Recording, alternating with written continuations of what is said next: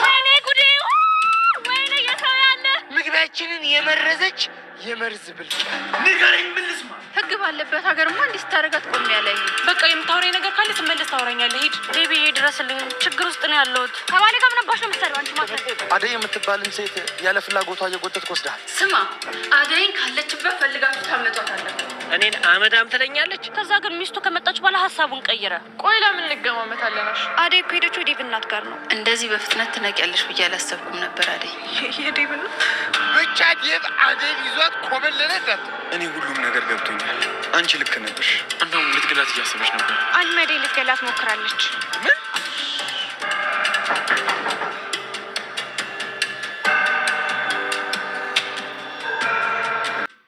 ንገረኝ ምን አንተ ውሻ ምን እያደረግህ ነው ዴቭ ተረጋጋ እንጂ ምን እያደረግህ ነው አደይ ዞር በይ እጅን ከማንሳት በፊት ምን እንደተፈጠረ ብትሰማ ይሻላል ዴቭ የመጨረሻ ውሳኔውን ወሰነ። ታዲያ የዴቭ እናት ዴቭና አደይን ለማለያየት የሞከረችው ተሳክቶላት ይገኝ ነበረ። ዶክተርና አደይን አብረው እንደሆኑ በማስመሰል የዴቭ እናት አደይና ዴቭን ለማለያየት አስባ ነበረ።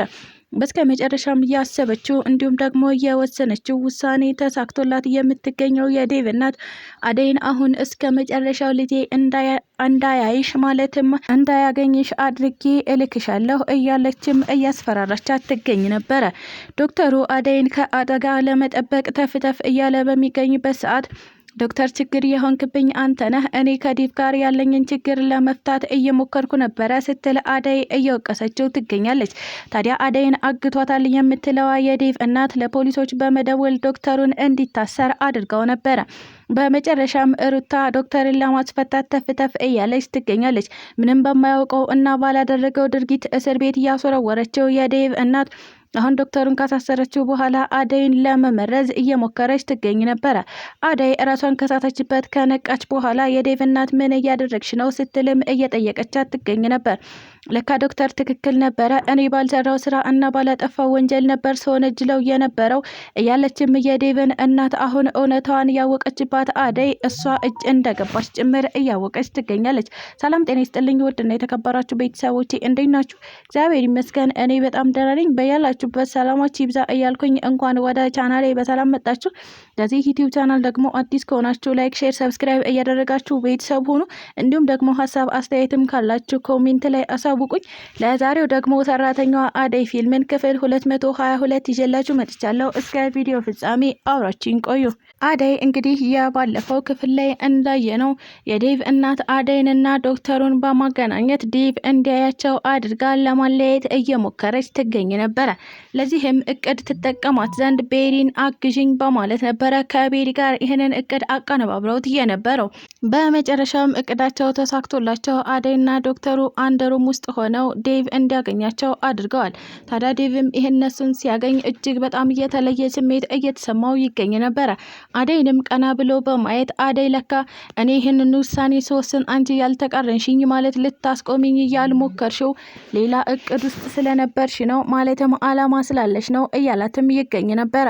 አደይም ዴቭ እባክህ አንተ እንደምታስበው አይደለም ተረጋጋ እያለች ለማረጋጋት እየሞከረች ትገኝ ነበረ። ታዲያ ዴቭ ምንም አይነት የመረጋጋት ስሜት ሳይኖርበት ቀጥታ እየተሯሯጠ ወደ ቤሪ ለመሄድ እያሰበ ይገኛል።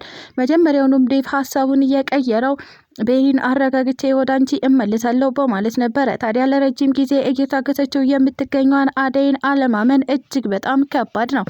ዶክተሩም እዚህ ለምን መጣ እያለች አደይ ስትጠይቀው እባክሽ ቤሪ ናት እዚህ እንድመጣ ያደረገችኝ የዴቭ እናት አንቺን ለመጉዳት እያሰበች ነበረ እናም ከሱ ልከላከልልሽ ልጠብቅሽ ነው የመጣሁት እያለም ዶክተሩ ለአደይ ማስረዳቱን ቀጠለ። ታዲያ አደይ የዴቭ እናት እኔና ዴቭን ለማስማማት እየሞከረች ነበረ እንጂ በፍጹም እኔ ላይ ችግር ልትፈጥር አልነበረም። ዶክተር ምን እያደረክ ነው? በዚህ ልክ ለእኔ መጨነቁ አስፈላጊ አይደለም። እባክህ ላስተካክለው ያልኩትን ነገር ነው እየበጠበጥክብኝ እያለችውም ትገኛለች። ታዲያ ዶክተሩ አያደይ እንደዛ አይደለም፣ አንቺ ያልገባሽ ነገር አለ። ቤሪ አንቺን ልትጎዳሽ እንደሆነ ነግራኛለች። አሁኑኑ ነይ ከዚህ ክላስ እንውጣ ሲልም እየጎተተ ይዟት ወጥቶ ይገኛል። ይህንን እያየችው የዴቭ እናት ቆይ ለምንድን ነው ከአደይ ጋር እንደዚህ አይነት ቅርርቦች ለማድረግ እየፈለከው? እኔ እኮ አደይና ዴቭን ላስታርቃቸው ነበረ ስትልም ማስመሰሏን እንደቀጠለች ትገኛለች። ታዲያ ያላመናት ዶክተሩ አደይን በመጎተት ነበረ ወደ መኪናው ውስጥ እንድትገባ አድርጎ በመኪናው ይዟት ሄዶ የሚገኘው። የዴቭም እናት ይህንን አጋጣሚ ተጠቅማ ለፖሊሶች ስልክ በመደወል ዶክተሩ እንዲያዝላት አድርጋ ትገኝ ነበረ። ታዲያ ፖሊሶቹ ምንም አይነት ነገር ሳያጣሩ ዶክተሩን ለማሰር ተገደዋል። ዶክተርም እኔ በፍጹም አላስገደድኳትም፣ ነገር ግን እሷ ልትጎዳት ስለነበረ ነው ያዳንኳት እያላቸው ይገኝ ነበረ። አሁን ላይ አደይ ወደ ጣቢያችን መታ ቃሏን እስካልሰጠች ድረስ አንተ እዚሁ ትቆያለህ የሚለው ፖሊሱ ዶክተሩን ፖሊስ ጣቢያ ለማስቆየት እየተገደደ ይገኝ ነበረ። ታዲያ ዶክተሩም እሺ አደይን ፈልጋችሁ አምጣት፣ የዛኔ እሷ እያስገደደኝ ነበረ ካለች ችግር የለውም እኔ እዚሁ እቆያለሁ እያለም ይገኝ ነበረ። ይህንን እያየችው ሩታ አደይን በመፈለግ እየተሯሯጠች ትገኛለች። ታዲያ አደይና ዴቭ ወዴት እንደሄዱ ስለጠፉባት አሁን ለዳይመንድ በመናገር አደይን እንፈልጋት፣ ምክንያቱም በሷ የተነሳ ዶክተሩ ኢዩኤል እስር ቤት ገብቷል እያለችም ትገኝ ነበረ። ዳይመንድም ለምንድነው ይህ ነገር የተፈጠረው በአደይ ምክንያት ነው እንዴ ሲልም ጠይቋታል። ሩታ አዎ በአደይ ምክንያት ነው፣ አደይን አግተሃታል በማለት ነው ፖሊሶቹ መጥተው ዶክተር ኢዩኤልን እየወሰዱት የሚገኘው። እሱ ከኔ ጋር ቆንጆ ጊዜ ለማሳለፍ ተስማምቶ ነበረ። ታዲያ ምንም እንኳን ድብርት ውስጥ ነኝ ቢለኝም ነገር ግን ሌላ ነገር እንዳላሰበ እርግጠኛ ነኝ ስትልም እየተናገረች ትገኝ ነበረ።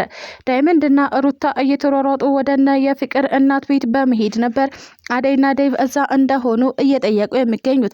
ታዲያ እዚህ ቤት አልመጡም ከተባሉ በኋላ ፍለጋቸውን እንደቀጠሉ ይገኛሉ።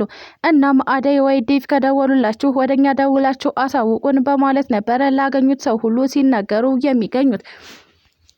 ቤሪ እየተሞላቀቀች በምትሄድበት ሰዓት ነበር ዳይመንድ ያገኛት። ታዲያ ዳይመንድም አንቺ ቆይ እዚህ ሰፈር ምን ታደርጊያለሽ ሲልም ጠይቋታል። ቤሪም እንደለመደችው መበጥረቋን ቀጠለች። እና ምን ያገባሃል አንተ ለመሆኑ እየተከታተልከኝ ነው እንዴ ስትል ነበረ ዳይመንድን አመዳም ስትል እየሰደበችው የምትገኘው። ታዲያ ዳይመንድም ይህ ስድብ በጣም አናዶት እኔ አመዳም በማለት ነበረ ስልኳንና ቦርሳዋን መንትፏት እየሮጠ የሚገኘው። ቤሪም በመሀል አደባባይ ቆማ እየጮኸች ትገኛለች። ማንም ሊደርስላት የሚችል ሰው እንደሌለም ተመለከተች። ታዲያ ወደ ጎን ዞር ስትል አንድ ሰው ተቀምጦ አየችው። እናም ወደሱ ጠጋ ብላ እርዳታ ጠየቀች። ይቅርታ የኔ ወንድም ልታግዘኝ ትችላለህ? ስልኬንና ቦርሳዬን ወሰዱብኝ እና ደግሞ ቦርሳዬ ውስጥ ፓስፖርቴ ነበረ፣ እባክህ አግዘኝ ስትልም ጠየቀችው። ታዲያ አግኝተው የነበረው ኪንጎ ስለነበረ ቆይ አንቺ የዴቭ እጮኛ ነሽ ሲልም ጠየቃት። አዎ እኔ የዴቭ እጮኛ ነኝ። አሁን ደግሞ ዴቭን ማግኘት አልችልም፣ እባክህ ከቻልክ ደግሞ ስልክ አስደውለኝ፣ እናም ቦርሳዬን ደግሞ ለማግኘት ሞክርልኝ፣ እባክህ የፈለከውን ያክል እከፍልሃለሁ ስትልም አናገረችው። በዚህ መካከል ዳይመንድ ወደ ኪንጎ ስልክ ደወለ። እናም አሁኑኑ በጥፊ አጠናግራትና ትተሃትና ይል ነበረ ዳይመንድ።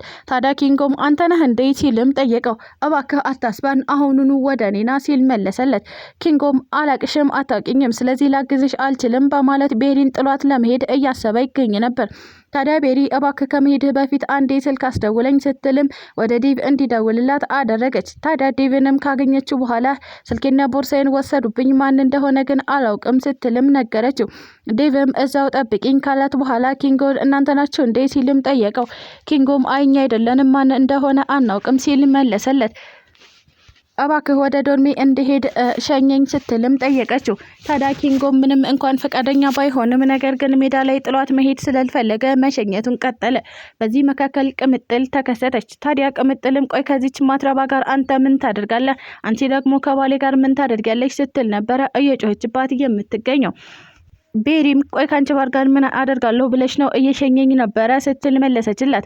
ቅምጥልም ቆንጆ ጥፊ ካጋለቻት በኋላ ቆይ አንቺ ከባሌ አጠገብ አትርቂም እንዴ ስትል ነበር እየጮኸች እያናገረቻት። ታዲያ ቤሪም እየሸኛት ፈርታ እንደነበረ ካስረዳቻት በኋላ ቆይ ግን አንተ ማን ስለሆንክ ነው የምትሸኛት? ለምን የዴቭ እጮኛ ነች አልተባለም እንዴ? ዴቭ መጥቶ ለምን አይሸኛትም ስትልም መለሰችለት።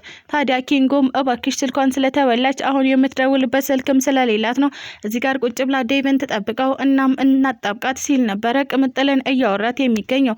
ቅምጥልም እጅግ በጣም ኃይለኛ ከመሆኗ የተነሳ ናዋክ እሷን የምታጠባብቅበት ግዴታ የለህብህም ስትል ነበረ ኪንጎን ጎትታ ይዛው እየሄደች የምትገኘው። ዳይመንድ ቁጭ ብሎ እየጠበቃቸው ይገኝ ነበር። ታዲያ ቦርሳውንም ለቅምጥል በመስጠት ባልሽ ምንም አይነት ስጦታ አይገዛልሽ እኔ እንኳን ልስጥሽ እንጂ በማለት ነበረ የዘረፈና የሰረቀውን ስጦታ እየሰጣት የሚገኘው። ታዲያ ቅምጥልም ቆየዛችን የቤሪን ያጋልካት አንተ ነህ እንዴ ስትልም ጠየቀችው። አዎ እኔ ነኝ፣ እኔን አመዳም ብላ ትሰደባለች አላወቀችኝም ማለት ነው ሲል ዳይመንድ መለሰላት። ታዲያ እቃውን ለቅምጥል በመስጠት እነሱ አሁን ላይ አደይን ለመፈለግ ተፍተፍ እያሉ ይገኙ ነበረ። አደይ በስከመጨረሻ የዴቭን እናት አምናት ትገኝ ነበር። ታዲያ እንዳመነቻት ያልተገኘችላት የዴቭ እናት አሁንም አደይን ማሰቃየቷን ቀጥላለች። ሰዓታት የሚያስተኛ መድኃኒት ከሰጣቻት በኋላ አሁን አደይ ስትነቃ አደይዬ ወደማትመለሽበት እልክሻለሁ እያለችም ትገኝ ነበረ። አደይም እባክሽ የዴቭ እናት ቆይ ምን አደረኩሽ? እኔ እኮ የምርም ይቅርታ ያደረግሽልኝ እና ደግሞ እኔና ዴቭን ልታስማሚን እየሞከርሽ መስሎ ነበረ። ለካ ዶክተር ትክክል ነው ማለት ነው ትል ነበረ አደይ። ታዲያ የዴቭም እናት አዎ ዶክተር ትክክል ነው፣ በህይወትሽ ተሳስተሽ እንኳን እኔን ማመን አልነበረብሽም። እንዴት ከልጄ ጋር ላለይሽ ደፋ ቀና ስል የነበርኩ ሴትዮ አሁን አምነሽኝ ከኔ ጋር ትደራደሪያለሽ ስትል ነበረ አደይን እያሳቀቀቻት የምትገኘው። አደይም የዴቭ እናት እባክሽ የምትፈልጊውን አደርግልሻለሁ፣ ዴቭን ከሆነ እኔ እተውልሻለሁ። አንቺ ለቤሪ አይደለም ለፈለግሽው ሰው መዳር ትችያለሽ፣ ግን እኔ በስስትና በጉጉት የምትጠብቀኝ እናት ስላለችኝ እባክሽ ለእናቴ ብለሽ ተይኝ እያለችም ትማጸናት ነበር። ታዲያ የዴቭም እናት በፍጹም አልተውሽም፣ አሁን ወደማትመለሽበት ነው የምልክሽ እያለችም መርፌው ላይ መድኃኒቷን እየቀዳች ትገኝ ነበር። በዚህ መካከል ዴቭ ደወለ እና ማሚዬ የት ነሽ ሲል ጠየቃት። ታዲያ እናቱም ሆቴል ውስጥ ነኝ ፈልገኸኝ ነው ልምጣ ስትልም ነበር የጠየቀችው። አይ እኔ ወደ ሆቴሉ እመጣለሁ ያላት ዴቭ እንዳይመጣ እዛው ካፌ ውስጥ ጠብቀኝ፣ እናም እኔ እዛው እመጣለሁ እንነጋገራለን ስትልም አደይን ጥላት ሄዳለች። ታዲያ በዚህ መካከል አደይ ማሰሪያዋን ፈታ ታመልጣት ይሆን ወይስ ደግሞ የዴቭ እናት እንዳቀደችው ስትመለስ አደይን እስከ መጨረሻው ትልካት ይሆን? እሱን በቀጣይ ቪዲዮ የምናየው ይሆናል።